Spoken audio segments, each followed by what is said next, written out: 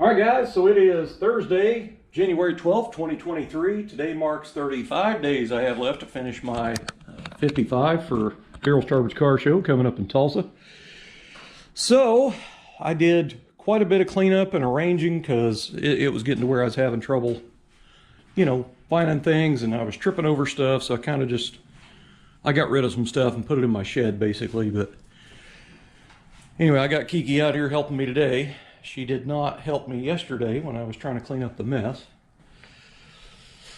So I got my speaker box remounted. I put some rubber strips on the bottom of it, got it remounted. It's bolted back in. I got the battery box mounted back in there. Now I have to put the subs back in the box. I still need to change that stupid light. What else? I got my weather stripping in from OER, not a sponsor, had to pay for it. This is for Tudor Hardtop, and I was trying to look at it the best I could through the package, and it is skinnier than the Precision, which is good. And looking at the bottom of this, I don't see the Metro logo molded into it like the ones over there. So that's kind of good. So I guess I'll go ahead and take it out of the package now. I can tell you one thing for sure is where the molded ends, it's hard to see through the plastic, but where the molded ends are put on, it's not all crunchy looking and crappy looking. It looks like a nice finish on it. So I'm pretty happy about this set so far. Hopefully it fits good, but they do appear to be skinnier than the Precision that I put on here. So now I got to take this off. And that's gonna suck. So, dang it. Going backwards. Nobody likes going backwards on their projects, I can tell you that. But I get to do it a lot lately. So, I don't know if I covered this in a video before. I can't remember. I'd have to go back and watch the last couple of videos I've done. Anyway, I had somebody ask me about my hose separators that are on my heater hoses, and that's these dudes right here.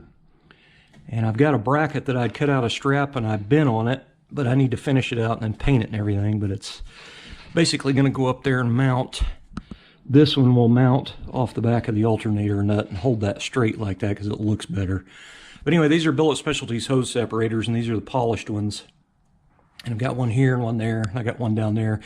Now that one I put a longer bolt in and drilled a hole in the inner fender, and I have it going, the screws going through the back side of the inner fender into it, so it's mounted firmly against the inner fender.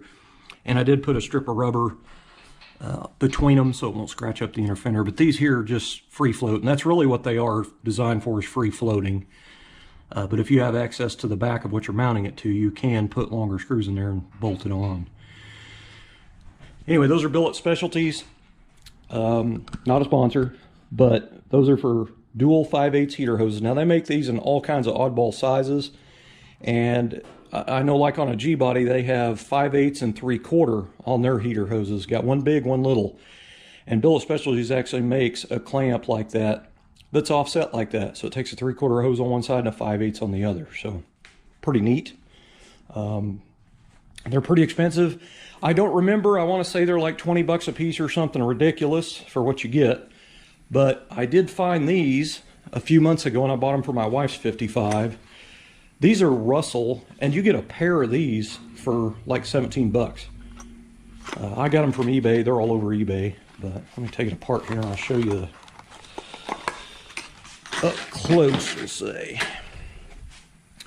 Now the sides of them, as you can see them lines in there. I mean, they're not perfect. They're not bad, but like the Billet Specialties are completely sanded, smooth, and polished. But these are black anodized. They offer these in different colors. I think you can get red anodized, blue anodized if you're into that kind of stuff. But anyway, this is for 5/8, and you get a pair of them.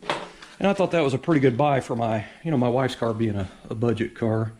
But that's a number right there, and it's 654333. So what they're actually for is an AN12 fitting, or a hose, Army Navy 12. So just in case, AN12 is very close to 5/8. So that's what I got for her car.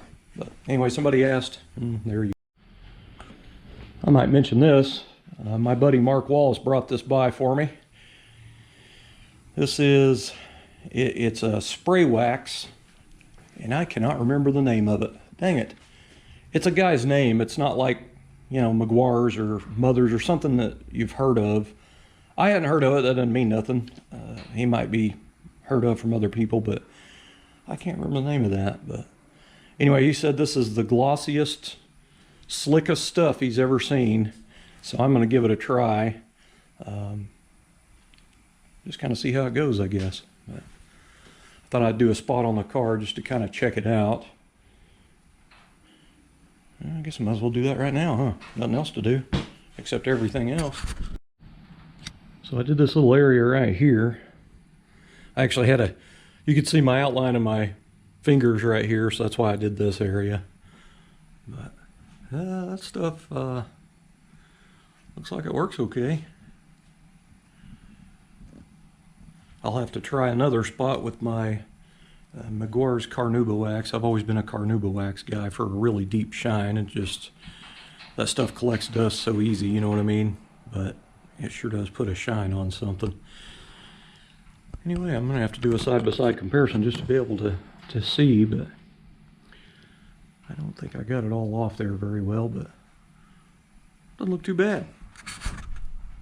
You can really see where the dust is on the car. That's all dust out there, that's why it looks so bad. I haven't wiped the car down in over a week. Alright, so I'm cutting down some countersink Allen stainless steel screws for the top of the wing window frame. So anyway, I've already cut this one down, and I spin a nut on it just so when I cut it and clean this up a little bit on the end, then I can pull the nut off of it, and it kind of rethreads or gets the flash out of the threads that could be in there. But one thing I noticed is I buffed this on the wheel, my polishing wheel, and it's really not that smooth looking up here. It looks kind of rough, so I'm going to try. I have 1500 grit on this sander.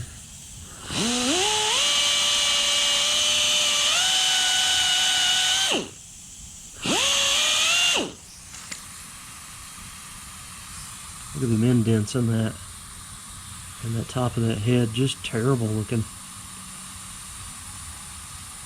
I may have to go a little bit more coarse on the grades of paper here to get it smoother.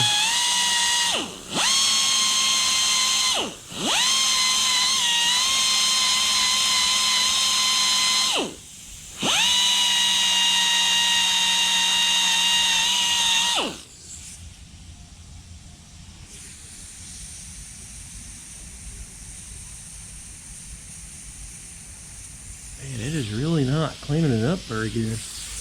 I'll tell you one thing, I need to change this air compressor fitting. It's driving me crazy.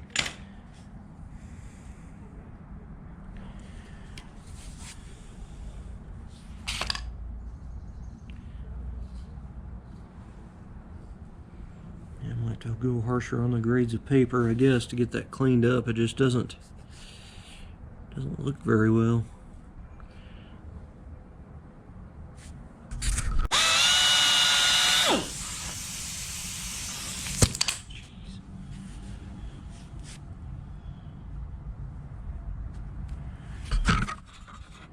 Okay.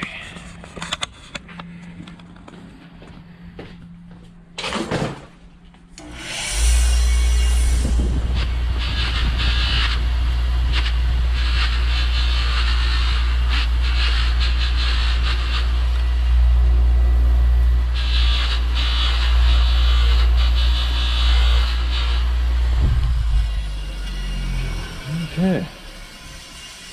Now that made it look better. A lot of work for one stupid screw.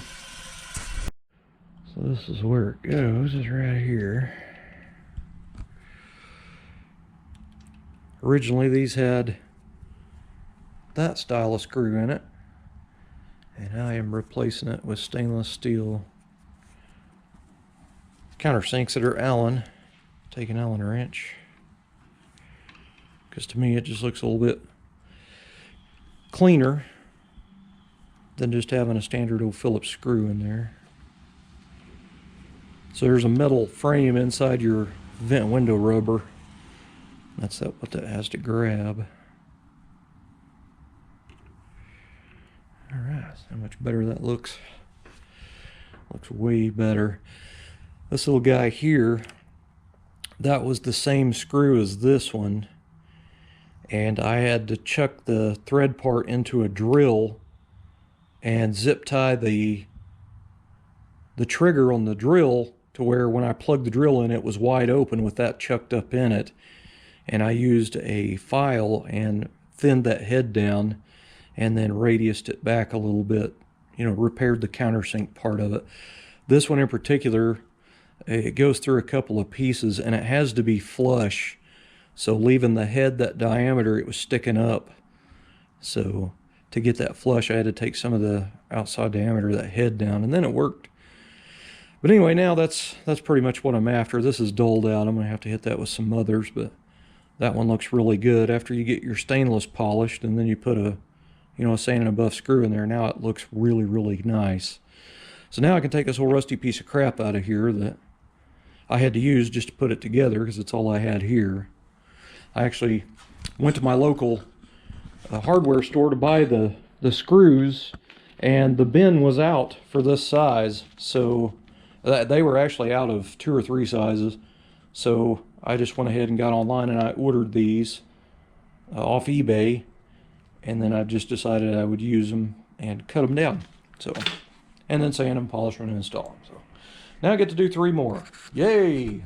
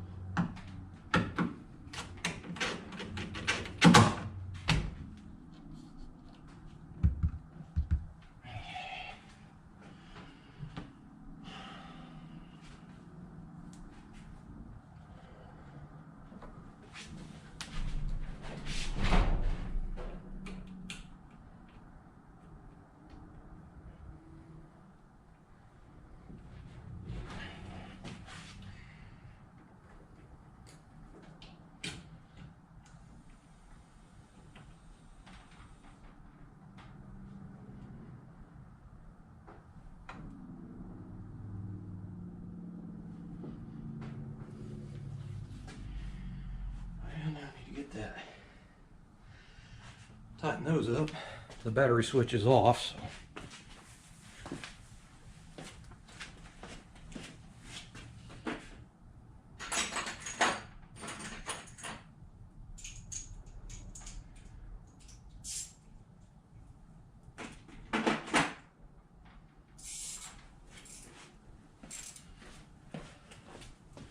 Can't remember what size they are.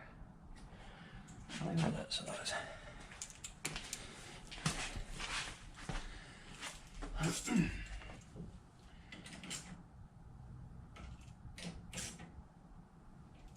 All right. Man.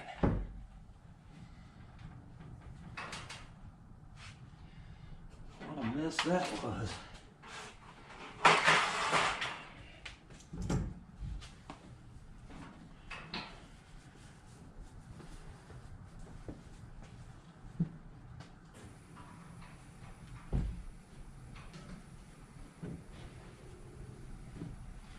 Need to return these to the scene of the crime.